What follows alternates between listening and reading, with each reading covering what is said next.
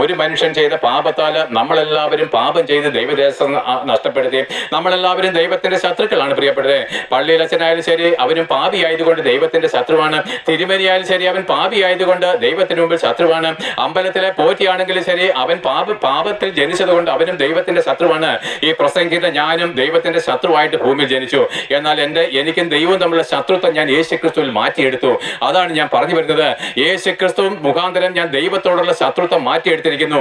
ആകയാൽ വചനം പറയുന്നു, ആ വിശ്വാസത്താൽ നീതീകരിക്കപ്പെട്ടിട്ട് നമുക്ക് നമ്മുടെ കർത്താവായിരിക്കുന്ന യേശുക്രിസ്തു മുഖാന്തരം ദൈവത്തോട് സമാധാനം വന്നിരിക്കുന്നു.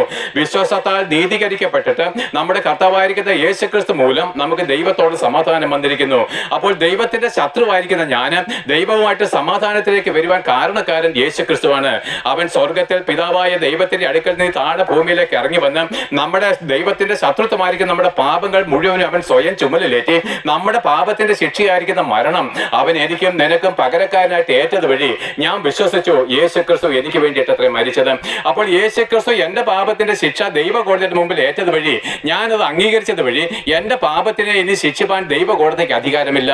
അതുകൊണ്ട് പ്രിയപ്പെട്ടവരെ, ആ ദൈവപുത്രനിലേക്ക് തിരിഞ്ഞു നോക്കുവിന്, നിങ്ങളുടെ ഏകരക്ഷകനും നിങ്ങളുടെ പാപമോചകനുമായിരിക്കുന്ന ക്രൂശിക്കപ്പെട്ട ക്രിസ്തുവിലേക്ക് നോക്കിക്കൊള്ളുവിന്.